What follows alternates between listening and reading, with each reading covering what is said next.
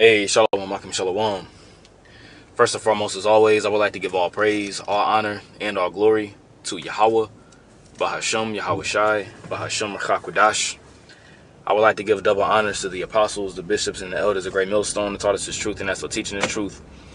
And much peace, love, and salutation to the elect, beginning with the 144,000, all the way down to the large multitude that believes, and who the Lord will deliver in these last days. To you all I say Shalom. I'm the brother Tazamah from the Great Millstone Dallas camp, coming back today with another quick lesson. And Lord willing, today this lesson will be edifying and to the point. And the basis of this lesson really is going to be based on a dream that I had last night, which I perceived through the spirit and power of Yahweh Ba'Shem Al Shai that it was a vision. And I'm one of the brothers that, I don't really get a whole lot of dreams, but whenever I do get a dream, I rather say I do dream sometimes, but when I do dream, it's not necessarily anything that's like scriptural to a degree. But for this particular dream, I woke up. When I woke up, kind of had me. My heart was racing because it felt real. Like it felt like it was something I was actually going through. And I'm gonna actually start off with this with the scripture here before I get into the dream.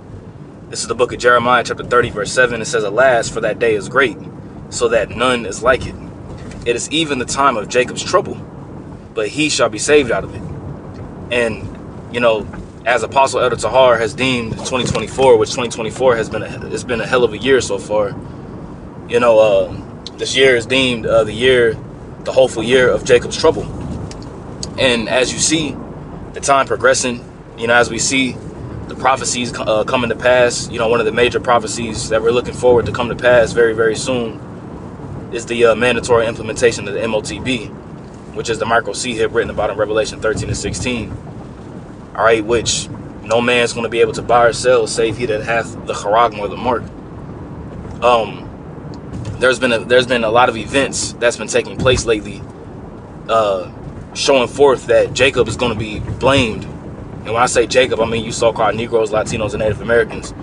Jake is going to be blamed, all right, and held responsible, all right, for the coming perils that are getting ready to come upon the face of the earth. Okay, Jacob, all right, you Israelites are going to be public enemy number one. And when shit hits the fan, when food becomes to be scarce, when resources become to be scarce, as the scriptures prophesy these things to happen, okay, it's gonna turn into a Mad Max society out here. This is gonna turn into a complete dystopian society. Now, just a fact check, because we're in the spirit of fact checking. All right, let's get the definition of dystopian. All right, define dystopian, and I'm gonna get to the dream. Like I said, I don't want this to be too long. This is the word dystopian.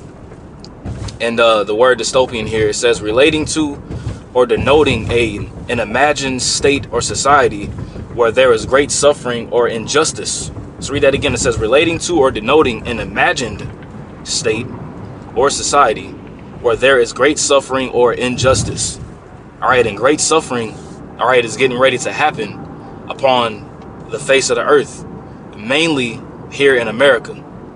Okay, it's going to be a great suffering that people are going to have to go through.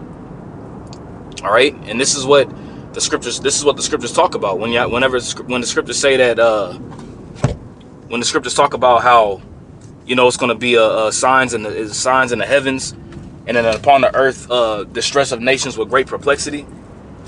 That word perplexity goes into having a lack of resources, man. You see, because when these powers that be, I'm gonna say it like that, when the powers that be, okay, shut down America, all right, and the dollar's hyperinflated, there's not going to be any more law and order. You already see a sense of lawlessness happening already. You already see a sense of lawlessness happen throughout the country. So this is going to turn into a straight dystopian society. All right, it says a person who imagines or foresees a state or society where there is great suffering or injustice. And we foresee it through the scriptures. We foresee it through the prophecies. this quote unquote American dream that people so-called hope and believe in, that's all that's going to be to them. That's all that's going to really turn out to be. It's just a dream, which is really a nightmare. Okay, let's see if there's anything else. A person. Okay, that's mainly it. So I'm gonna get to the dream here. So pretty much, I had a dream last night where, you know, I was currently where I live, you know, where I live at currently, and where I live, you know, where my bedroom is, you know, there's a window. There's a window in my room where I can look out to see, you know, where my car is parked and things of that nature. So I'm looking down, and my mother was there too. So it was me, my wife, my son, and my mother, and we was in the house. And when I look down I look out the window, and you know, I see, it looked like, I'll just be honest, you know what I'm saying? It looked like a bunch of Venezuelans, you know, because you got the whole thing going on in the news right now where they're saying that you got a lot of Venezuelans that are that have crossed the border, you know, and a lot of gangs that's crossed the border, and they're doing this, and they're running up on people's shit, you know, taking over apartment complexes and things of that nature. Which a lot of those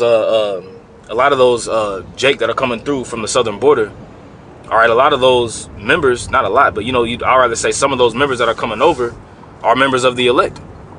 You know, remember the scripture says that that Judah and Ephraim, I believe it's Ephraim. Let me actually get it real quick.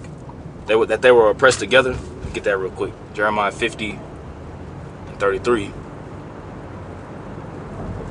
I'm actually getting ready to park my car here so I can, you know, focus. This is Jeremiah chapter 50, verse 33. It says, "Thus saith Yahweh of hosts, the children of Israel," that's what it is, the children of Israel. So it says the children of Israel, all right, and the children of Judah, which is the what? The children of Israel is representation of the northern kingdom, and the children of Judah is representation of the southern kingdom. So it says the children of Israel and the children of Judah were oppressed together, and all that took them captives held them fast. They refused to let them go. So this will be the captivity here in America, where the northern and the southern kingdom would be in captivity together. Okay, this is how you know that what we're reading about here, where Jeremiah prophesied during the Babylonian captivity, this is how you know that this isn't talking about the Babylonian captivity. This is talking about the captivity here in America. Okay, and you have the so-called Negroes, and you have the so-called Latinos and so-called Native Americans who are oppressed together here, man. So you do have members of the northern kingdom that are coming through, who Yahweh Bashem Yahushai has sealed to be delivered to. Now you do have members that are part of gangs, and you know that you know, and they really are with the shits. You know what I'm saying? And you do have these events that are happening. Okay, but a lot of stuff that we do here on the news, I rather say, is a lot of that shit really is fabricated by Esau to try to create division between Jake, because Esau sees the northern and the southern kingdom coming together, as the prophecy says in Isaiah 11. Okay, that Judah will no longer vex Ephraim, and so on and so forth. But anyways, I was looking out the window, and there was a bunch of quote unquote Venezuelans, right, that were outside, and I'm talking about they was just going through. It was broad daylight. I'm talking about broad daylight. You know, breaking into cars. You know what I'm saying? They was breaking into cars. And they had like a whole system. Salakia, my audio had cut off. So, you know, they was breaking into cars. They had a whole system set up to whereas I'm talking about broad daylight. They was breaking into cars. It was all kinds of chaos happening in the streets. You know what I'm saying? Those people that was locked in the house that didn't want to go outside because they had, you know what I'm saying? It wasn't just, I was seeing, you know, Jake doing it, but, you know, it looked like it was a dystopian society outside. You know what I'm saying? And a lot of people was afraid to go outside. And that makes me think about the scripture in where it says that where the keepers of the house shall tremble. You know, and let me get that in Ecclesiastes 12, because this made me think about this. Ecclesiastes chapter 12, I saw the verse 1. It says, "Remember now thy creator in the days of thy youth, while the evil days come not, nor the years draw nigh, when thou shalt say, I have no pleasure in them." And we're supposed to be at this time, you know, we're young men in this thing. You know, our apostles, our bishops and elders, you know, they were young men that came into this thing, and now they're older men, but they started when they were younger. Now the Lord does have older men that come into this thing as well too, you know, but that's why this thing calls for endurance, right? And we're supposed to, do this while we're young, while we're in our strength. It says, while the sun or the light or the moon or the stars be not darkened, nor the clouds return after the rain. It says, in the day when the keepers of the house shall tremble. Okay, and the keepers of the house are those who pretty much are to protect the streets. You have the cops and things of that nature that are supposed to be here to protect the society, which that's no longer happening. If you even call the cops now, you got to pretty much put in a ticket. You got to pretty much put in a ticket in the queue for them to come out to get you, or they may have to call you back. But when this time comes, there's not going to be no 911. It's not going to be calling the cops for help. That service is going to be discontinued. You see, it says, in the day when the keepers of the house shall tremble, and the strong men shall bow themselves, and the grinders cease because they are few. And the grinders is talking about these jobs. Whenever you have the grinders, those who will grind mill, you pretty much would know that that a city was pretty much operable. Because you would actually hear grinding real early in the morning in the city, in the ancient world, because they would use the great millstones that would grind mill. But when that stopped, that lets you know that productivity is dropping, and that's talking about these jobs. You see, it says, and those that look out of the windows be darkened. You see that? Why would those that look out the window be darkened? Because they're not going to be one to go outside into the streets, because the streets is going to be full of evil. You see, it says, and the doors shall be shut in the streets when the sound of the grinding is low, and he shall rise up at the voice of the bird, and all the daughters of music shall be brought low. You see, when society pretty much collapses. And that's what it looked like in my dream. You see, so going back to the vision, so, I'm looking out the window and I'm seeing all these people outside breaking into cars. I'm talking about broad daylight. And so there was this dude who was outside, and he seen some people that was breaking into his car. So he was outside trying to fight them off. And I'm talking about, it was like, had to have been at least like 10 to 15 dudes against this one guy. And I'm talking about, they had all kinds of weapons. They had machetes. You know what I'm saying? They had these sticks they looked like how World War II guns were. They had I forgot what it's called, where you had a weapon, you had a gun, but you had a knife at the end of it. I forgot what the actual gun is called. But they had those, but it wasn't a gun though, it was a stick that had these big sharp knives at the end of them. You know what I'm saying? So I'm talking about dudes trying to fight the guys off from getting into his car. And they also had women that was out there orchestrating things too. You know what I'm saying? It was like a whole system that was set up, man. It didn't matter where you drove. It didn't matter where you drove. I'm talking about they had the cities blocked pretty much. That's pretty much what it was. You could try to go down the way. You know what I'm saying? And then they would jump in front of your car. You know what I'm saying? They could jump in front of your car. They would have you on lock. They would have you on lock, and they would pretty much get you for what you got. You see, so the dude was outside trying to fight him off, and I'm talking about he was trying to fight him off. He was getting stabbed. He was getting cut up. And I was kind of nervous because I was like, man, in my mind from my car, I'm like, man, I don't want them to break into my car. So in my head, I'm thinking like, man, what if I just try to go out to my car to try to move it, and try to get out the snare situation? Because I'm talking about there was people getting their houses broken into. It was pretty much all kinds of chaos, and people was just getting killed broad daylight in my dreams. So I'm like, man, fuck, you know what I'm saying? I'm like, damn. But when I was looking out the window, I was noticing it was like a line of cars too. It was a line of cars in this parking lot. You know what I'm saying? But they was running back and forth. They was hitting each car. They was hitting each car. They was hitting each car.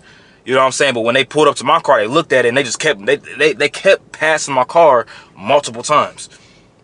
You know what I'm saying? So, they kept passing my car. They did, like, my car was like it was cool. They didn't touch my stuff. You know what I'm saying? So it made me think about in the scriptures. You know what I'm saying? In Psalm 91. And let's see. Psalm 91 and 1, it says, "He that dwelleth in the secret place of the Most High shall abide under the shadow of the Almighty." And that shadow goes into protection. Just imagine you outside and it's hot as hell. You know what I'm saying? You in the desert, no water and all. You hot, and all of a sudden a big cloud comes and it protects you. That's what that shadow does. It represents protection. It says, "I will say of Yahweh, He is my refuge and my fortress, my power." It says, "My power, in Him will I trust." You see? And we trust in Yahweh B'Shem Yahushua, man. It doesn't matter about how many goods that you got, you know. That all that is not going to matter in that day. You see, what's going to matter in that day is going to be if Yahweh B'Shem Yahushua is dealing with you or not. Okay?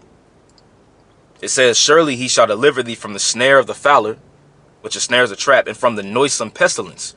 He shall cover thee with his feathers, and under his wings shalt thou trust. His truth shall be thy shield and thy buckler. You see that?